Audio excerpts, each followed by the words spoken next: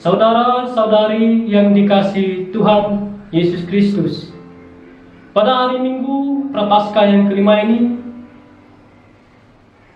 kita mendengar dalam Injil Yohanes bab 8 ayat 1 sampai 11 bahwa begitu besar belas kasih Allah kepada orang berdosa. Berzina termasuk dosa yang besar yang dapat dikenai hukuman mati dengan rajam atau pelemparan batu. Maka para ahli Taurat dan orang-orang Farisi datang kepada Yesus untuk mencobainya dengan membawa seorang perempuan yang tertangkap basah sedang berzina. Mereka berkata kepada Yesus, "Musa dalam hukum Taurat memerintahkan kita untuk melempari perempuan-perempuan yang berzina. Apakah pendapatmu tentang hal itu?"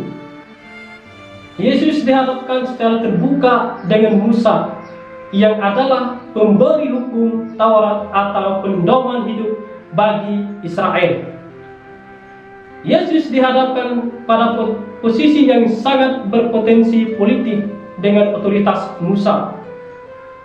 Yesus dihadapkan pada pilihan untuk tunduk kepada otoritas Musa, yaitu menyetujui hukum mati atau melepaskan perempuan itu, yang berarti Yesus melawan otoritas Musa. Hukum yang dimaksud ialah memerintahkan hukuman mati bagi pelaku perzinahan. Bapak, Ibu, saudara-saudari yang dikasihi dalam Yesus Kristus, letak pencobaan yang dihadapkan para ahli Taurat dan orang-orang Farisi kepada Yesus dengan membawa seorang perempuan yang tertangkap basah sedang berzina, dan itu menjadi kesempatan bagi mereka untuk mempersalahkan Yesus. Kalau Yesus mengatakan bahwa perempuan itu harus dirajam atau dilempar batu sampai mati, maka Yesus kehilangan nama baiknya sebagai yang penuh belas kasih, dan bahkan Yesus tidak bisa disebut lagi sebagai sahabat para pendosa. Selain itu, Yesus pun akan dianggap melawan dan melanggar hukum Romawi, sebab orang-orang Yahudi tidak berwenang menjatuhkan hukuman mati kepada siapapun. Sebaliknya, kalau Yesus memerintahkan bahwa perempuan itu harus diampuni, maka Yesus juga dianggap melawan dan melanggar hukum Musa karena memanfaatkan dan bahkan mendorong orang-orang untuk berzina. Inilah perangkap yang digunakan para ahli Taurat dan orang-orang Farisi untuk menjerat Yesus, sehingga menjawab apapun Yesus dapat dipersalahkan. Namun Yesus pun membungkuk, menulis dengan jarinya di tanah dan berkata, "Barang siapa di antara kamu tidak berdosa, hendaklah ia yang pertama melemparkan batu kepada perempuan itu." Nah, Bapak, Ibu, saudara-saudari yang dikasihi Tuhan Yesus Kristus, mengapa Yesus mempersilakan mereka yang tidak berdosa itulah yang pertama melemparkan batu kepada perempuan itu? Karena justru jawaban Yesus itu meloloskan dirinya dari jerat para ahli Taurat dan orang-orang Farisi, dan perkataannya mencerminkan prinsip hukum, yaitu para saksi suatu perkara hukum harus menjadi pelemparan batu pertama. Maka para ahli Taurat dan orang-orang Farisi yang mengaku telah menangkap basah perempuan yang sedang berzina tersebutlah yang harus melemparkan batu pertama. Sesudah mereka, barulah semua rakyat dapat bergabung dalam proses eksekusi tersebut.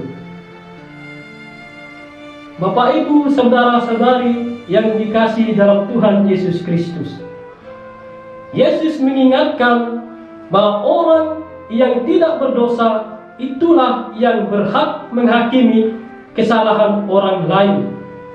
Tetapi kenyataan bahwa semua orang berdosa. Artinya, hanya Tuhan sajalah yang berhak menghakimi. Maka jawaban atau perkataan Yesus menantang dan mendorong para lawannya atau para ahli Taurat dan orang-orang Farisi untuk melihat perilaku mereka, motif dan hidup mereka sendiri di hadapan Allah. Perkataan Yesus membuat para ahli Taurat dan orang-orang Farisi pergi, mulai dari yang tertua. Mereka semua pergi karena ditekan oleh hati nurani mereka sendiri bahwa mereka termasuk bagian orang-orang berdosa. Dengan demikian, Yesus telah menggagalkan praktik hukum dan tindakan ketidakadilan mereka yang akan hanya mempersalahkan dan menjatuhkan hukuman mati kepada perempuannya saja yang tertangkap berzina dan membiarkan laki-laki pasangan jinahannya bebas begitu saja.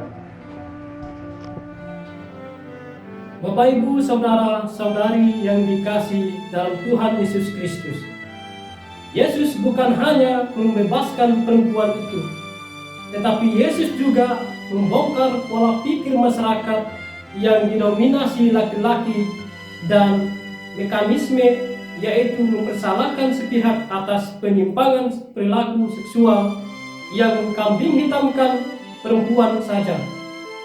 Memang, masalah atau perkara perzinahan bagi orang Yahudi hanya berkaitan dengan ketidaksetiaan dari pihak istri, sehingga laki-laki merasa mereka selalu benar.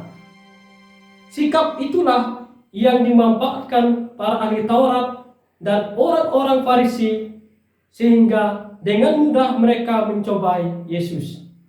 Tetapi Yesus berhasil mengalihkan tuduhan dengan mengingatkan bahwa semua orang berdosa dan tindakan kekerasan pun dicegah.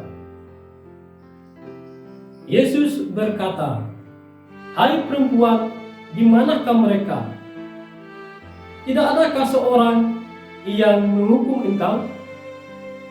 Tidak ada, Tuhan. Lalu Yesus berkata, "Aku pun tidak menghukum engkau. Pergilah dan jangan berbuat dosa lagi, mulai dari sekarang." Yesus menunda hukuman dan masih memberi kesempatan kepadanya untuk membuktikan bahwa ia dapat berbuat lebih baik lagi. Yesus membantu perempuan yang berdosa itu untuk bertobat dan bangkit dari keberdosaannya, serta menawarkan jalan hidup yang cerah, meninggalkan kegelapan dosa, menatap masa depan dengan hidup seturut kehendak Allah.